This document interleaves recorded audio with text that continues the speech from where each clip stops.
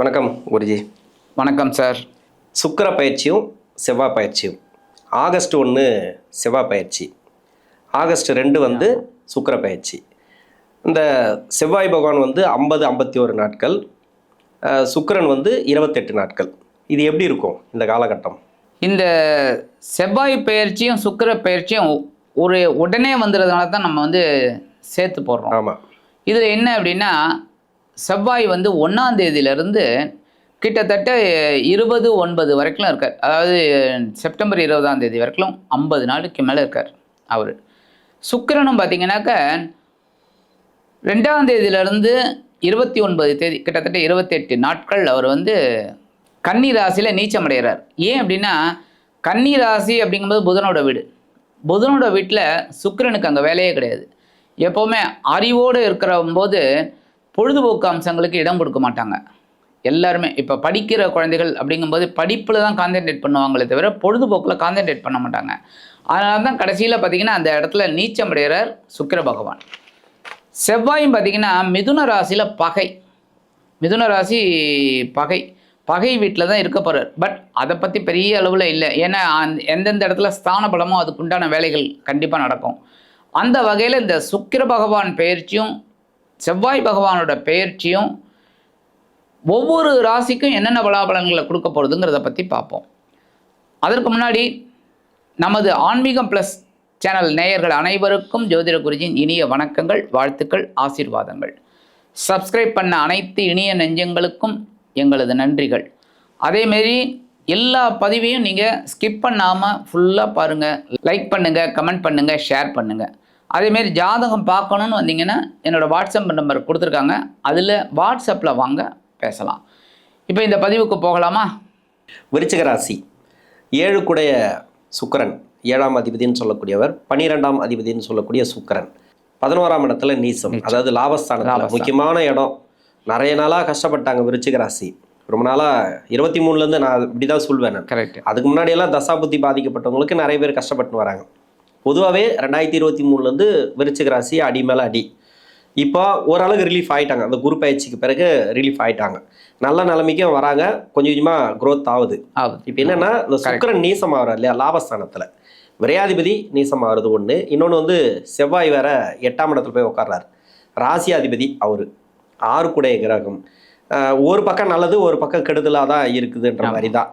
உங்களோட பார்வையில் எப்படி இருக்கும்? ஏன்னா சனி பார்வையே இருக்குது, வக்ர சனி பார்வை தான், பெருசாக பலமாக இல்லை. கரெக்ட். அது எப்படி இருக்கும் இந்த செவ்வாய் பயிற்சியும் சுக்கிர பயிற்சியும்? இந்த செவ்வாய் பயிற்சி ஒரு விதத்தில் லாபம், ஒரு விதத்தில் கொஞ்சம் கவனம். ஏன் அப்படின்னா, ராசிநாதன் அப்படின்னு சொல்லக்கூடிய இந்த செவ்வாய் பகவான் அஷ்டம ராசிக்கு வர்றார்.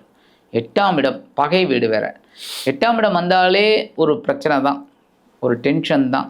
ஏன்னா 8ஆம் இடத்துல உட்காந்துட்டு 2ஆம் இடத்தை பார்ப்பார், அதுதான் பெரிய பிரச்சனை. 8ஆம் இடத்துல உட்காரது கூட பரவாயில்ல, 7ஆம் பார்வையை அந்த 2ஆம் இடத்தை பார்க்குறது தான் பெரிய விஷயம். குடும்பத்தில் பிரச்சனை இருக்கும், வாக்கு பிரச்சனை இருக்கும், இந்த மாதிரிலாம் இருக்கிறதுக்கு வாய்ப்பு இருக்குது. தனவரவு இதெல்லாம் பிரச்சனை இருக்கும். ஆனால் அதே சமயம் அஷ்டமாதிபதி இந்த இடத்துக்கு வர்றது நல்லது. ஏன்னா 1 6 பகைருண ரோகாதிபதி அஷ்டமராசிக்கு மறையறார் அப்படிங்கும்போது ரொம்ப நல்லது. 6ஆம் இடத்து அதிபதி 8ஆம் இடத்துக்கு வரும்போது விபரீத ராஜயோகம் உண்டாகும். ஸோ இவங்களுக்கு அந்த பெரிய நன்மைகள் கிடைக்கக்கூடிய ஒரு வாய்ப்பும் இருக்குது. உடல் ஆரோக்கியத்தில் மட்டும் இவங்க கவனமாக இருக்கணும். செவ்வாய் பகவானோட பயிற்சினால் சுக்கிரன் அப்படிங்கும்போது லாபஸ்தானத்தில் நீச்சம் அடைகிறார். ஆனால் விரையாதிபதி நீச்சம் அடைகிறது பரவாயில்ல, ஓரளவுக்கு பரவாயில்ல, விரயங்கள் கட்டுப்படும். ஆனால் 7ஆம் இடத்து அதிபதி, ஸோ 7ஆம் இடத்து அதிபதிங்கும்போது வாழ்க்கை துணையை கவனிச்சுக்கிட்டோம். உடல் ஆரோக்கியத்தில் கவனமாக இருக்கணும், நண்பர்கள் விஷயத்தில் கவனமாக இருக்கணும், எடுக்கிற காரியங்கள். அதேமாதிரி தொழில் வியாபாரத்தில் பங்குதாரர்கள் அவங்கள்ட்ட ரொம்ப கவனமாக இருக்கணும். பேசுகிற வார்த்தைகள் இல்லைன்னா எடுக்கிற முடிவுகள் இதெல்லாம் சில சமயம் தவறாக போகிறதுக்கு வாய்ப்பு இருக்குது. அப்போ கவனமாக இருக்கிறது நல்லது. மற்றபடி இந்த செவ்வாயோட பயிற்சி ரொம்ப கவனமாக இருக்கணும், சுக்கிர பகவானோட பயிற்சி அவங்க கவனமாக இருக்கணும். ஆனாலும் நன்மை தரக்கூடிய விதத்தில் குரு பகவான் இருக்கார், அதுதான் இவங்களுக்கு பெரிய ப்ளஸ் பாயிண்ட். அதனால் குரு எல்லாத்தையும் சமாளிக்க விடுவார். ஏன்னா ஜென்மராசியை பார்க்குறாரு, அது ஒன்று நல்ல சிறப்பு, அது ஒன்று தான் சிறப்பு. ஸோ சவாலே சமாளி, இவங்க கவலையே படமாட்டாங்க, அடி தூள் கிளப்பி போயிட்டே இருப்பாங்க. ஏன் அப்படின்னா விசாகம் 4ஆம் பாதம் தான், அதை விட்டுருங்க. அடுத்தது பார்த்திங்கன்னா அனுஷம்னாலே சனி பகவான், உழைக்கிறதுக்கு அஞ்ச மாட்டாங்க. அடுத்து பார்த்தீங்கன்னா உங்களுக்கு வந்து கேட்டை, புதனோட நட்சத்திரம். ஸோ சூப்பரான ஒரு சவாலை சமாளிக்கக்கூடிய ஒரு பக்கம் இவங்களுக்கு எப்போவுமே இருக்கும். அதனால் சமாளிச்சிருவாங்க. ஓகே, திருமணம் சார்ந்த முயற்சிகள் கை கொடுக்குமா? ஏன்னா செவ்வாய் வந்து மறைவு ஸ்தானத்துக்கு போறாரு 8ஆம் இடத்துக்கு. இன்னொன்று வந்து சுக்கிரனும் நீசமாகறாரு. குரு மட்டும்தான் நல்லா இருக்கு. அதுலேயே ஒரு சிலது சொன்னீங்க, ஒரு சிலது மட்டும்தான் என்னன்னா திருமணம் சம்மந்தப்பட்ட முயற்சி எடுக்கிறாங்க. 2 கிரகம் கொஞ்சம் வீக்காக இருக்குது, ஒரு கிரகம் பரவாயில்ல. ஏன்னா ஆடிப்பாய் ஆவணி மாதம் ஏற்கனவே வந்து நிறைய திருமணம் சார்ந்து தடைகளை கொடுத்துட்டே வந்துருக்கு. இப்போது திருமணம் நடக்குமா? இன்னொன்று திருமண வாழ்க்கையில் கணவன் மனைவிக்குள்ள அண்டர்ஸ்டாண்டிங் எப்படி இருக்கும் அப்படின்றது மட்டும். திருமணமானவர்கள் அனுசரித்து போயிடுவாங்க. ஏன் அப்படின்னா விருச்சிக ராசிக்கு ஒரு பெரிய ப்ளஸ் பாயிண்ட்டே என்னென்னா, இந்த வாலி மாதிரி, வாலிக்கு பார்த்தீங்கன்னா பலம் 100%ன்னு வச்சுக்கோங்க. வாலியோட எவன் ஒருவன் மோதுகிறானோ அவனோட பலத்துலேருந்து 50% வாலிக்கு போயிடும். வாலி சுக்ரீவன் ஏற்கனவே பலம் 100, அப்போ 150 ஆகிடும். அப்போ எதிரிக்கு எவ்வளோ பலம் இருக்கும்? 50% தான். ஈஸியாக அடிச்சிடுவார். அதுதான் அவன் அந்த வாலிக்கு ஒரு பெரிய ப்ளஸ் பாயிண்ட். அது மாதிரி தான் நம்ம விருச்சிக ராசினியர்கள். எப்படின்னா கணவன் மனைவி அப்படின்னாலும் இந்த விருச்சிக ராசி பெண்களாகட்டும் ஆண்களாகட்டும் அப்படியே சரண்டர் ஆகிடுவாங்க. ஏன் அப்படின்னா சண்டை போட்டு ஜெயிக்க முடியாது. அப்போ நீங்கள் சண்டை போட்டு என்ன ஆக போகிறது? எப்படியும் ஜெயிக்க முடியாதுன்னு தெரியும். அப்போ சண்டை போட்டு என்ன ஆகும்? சரண்டர், இல்லைன்னா விட்டு கொடுத்து போயிடுவாங்க. ஸோ கணவன் மனைவி உறவுங்கிறது பெரிய பாதகம் கிடையாது என்ன. ஆனால் புதுசாக கல்யாணத்துக்கு ட்ரை பண்ணிட்டு இருக்காங்க பாருங்க, சுபகாரியத்துக்காக, அந்த திருமண பாக்கியம்ங்கிறது கொஞ்சம் இதில் தான் இருக்கும். ஏன் அப்படின்னா முயற்சி எடுக்கணும். முயற்சி எடுத்தால் நடக்கிறதுக்கு வாய்ப்பு இருக்குது. ஏன்னா 3ஆம் இடத்தை குரு பார்க்குறார். ஜென்மராசியும் பார்க்குறார், 3ஆம் இடத்தையும் பார்க்குறார், 5ஆம் இடத்தையும் பார்க்குறார். ஸோ முயற்சி எடுத்தால் இவங்களுக்கு திருமண யோகம். குரு வந்து 11th பிளேஸில் 9th பிளேஸில் தான் இருக்கார். அந்த ஸ்தான பலம் இருக்குது. இருந்தாலும் குருவோட பார்வையினால் முயற்சி எடுத்தால் வெற்றி, திருமண யோகம். பட் இருந்தாலும் கொஞ்சம் தடை தாமதம் இருக்க செய்யும். ஓகே, இப்போ இந்த திடீர் அதிர்ஷ்டத்தை பற்றி சொன்னீங்க இல்லையா? ராசிக்கு 6ஆம் அதிபதி 8ஆம் இடத்துல மறைவு. ஆமாம், அவர் நகரக்கூடிய நட்சத்திரம் எல்லாம் நல்ல நட்சத்திரம் தான். அந்த நட்சத்திராதிபதிகள் நல்லா இருக்கு, உச்சம். அதுக்கப்புறம் வந்து பார்த்தீங்கன்னாக்கா திருவாதிரையில் இருக்கும்போது ராகுக்கு வீடு கொடுத்த கிரகம் பார்க்குறோம். இதெல்லாம் வந்து பார்த்தீங்கன்னாக்கா சிறப்பு தான். என்ன ஒன்று, அந்த சுக்கிரன் மட்டுமே நீசம், அது மட்டும் தான் மைனஸ். இன்னொரு விஷயம் என்னன்னா, திடீர் அதிர்ஷ்டம்னு சொன்னீங்க, லாட்டரி யோகம் உண்டா? இன்னொன்று ஷேர் மார்க்கெட்டில் போகிறவங்களுக்கு வந்து நல்ல லாபத்தை கொடுக்குமா? மறைமுக வருமானம் அவங்களுக்கெல்லாம் நல்லா இருக்குமா இந்த காலகட்டம்? கண்டிப்பாக இன்டைரக்ட் இன்கம் அவங்களுக்கு கிடைக்குங்க. ஏன்னா அஷ்டமராசியில் செவ்வாய் இருந்தால் கூட இந்த 6ஆம் இடத்து அதிபதி தான் அங்கே மறையிறார். ஸோ செவ்வாயால் இவங்களுக்கு கண்டிப்பாக கிடைக்கும். அந்த பூமி யோகம், அந்த ரியல் எஸ்டேட்காரா அவங்களுக்குலாம் நல்லபடியாக கிடைக்கும், நல்ல ஒரு முன்னேற்றம்.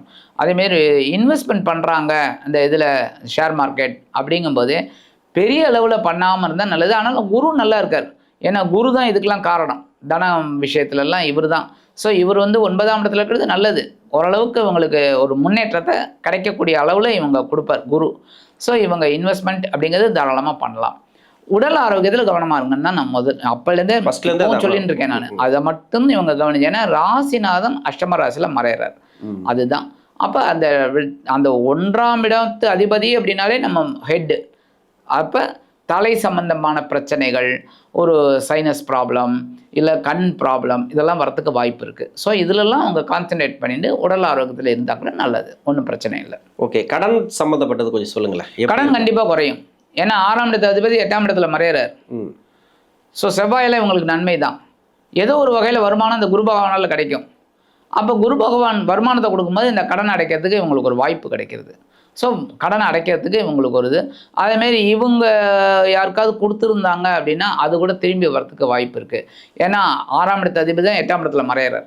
ஸோ மறைவுங்கும்போது எதிர்பாராத திருப்பங்கள், எதிர்பாராத வருமானங்கள் இதெல்லாம் வரத்துக்கு வாய்ப்பு இருக்குது. அதை நீங்கள் கேட்ட மாதிரி இந்த லாட்ரி சீட்டு இதெல்லாம் உங்களுக்கு ஒரு யோகத்தை கொடுக்கறதுக்கு வாய்ப்பு இருக்குது. டைம் நல்லா இருக்குது, நல்ல டைம். ஓகே, என்னன்னா கடன் குறைதோ இல்லையோ ஏறாமல் தான் சரி. அதுதான் கரெக்டு. அது குறைஞ்சிரும், கொஞ்சம் கொஞ்சமாக குறைஞ்சிரும். எப்படியாவது இதுக்கப்புறம் ஏறாமல் தான் சரி இந்த மாதத்தை பொறுத்த வரைக்கும். கண்டிப்பாக. பரிகாரம், இந்த விருச்சிக ராசிக்கு பரிகாரம். விருச்சிக ராசிக்காரர்கள் எப்போவுமே முருகனை வழிபாடு பண்ணுறது ரொம்ப ரொம்ப விசேஷம். ஏன்னா இவங்களுக்கு ராசிநாதனே செவ்வாய் தாங்கிறதுனால அவங்க அது பண்ணுறது ரொம்ப விசேஷம். முருகன் வழிபாடு பண்ணினாலே ரொம்ப இது. ஒரு அர்ச்சனை பண்ணுறது செவ்வாய்க்கிழமை இல்லையா, அது கூட கொஞ்சம் 4-5 வாரம் தான் வரும். இல்லையா ஒரு நெய் தீபம் போட சொல்லுங்கள் போகிறோம். இந்த அற்புதமான பரிகாரம். அதேமாரி துளசி தீர்த்தம் சாப்பிட சொல்லுங்கள். ஏன்னா சுக்கிரன் 11ஆம் இடத்துல தான் நீச்சம் அடைகிறார். அப்போ ஒரு பொருளாதாரம் நமக்கு நல்லபடியாக கிடைக்கணும், உடல் ஆரோக்கியம் நல்லபடியாக கிடைக்கணும் அப்படின்னா அந்த துளசி தீர்த்தம் இவங்களுக்கு ரொம்ப நல்லது. ஸோ முருகன் வழிபாடு, துளசி தீர்த்தம் இது பண்ணினாலே இவங்களுக்கு இந்த சுக்கிர பகவானின் பெயர்ச்சியும் செவ்வாய் பகவானின் பெயர்ச்சியும் இவர்களுக்கு ஒரு நன்மையை கொடுக்கும் என்று கூறி விடைபெறுகிறேன். நன்றி. நன்றி.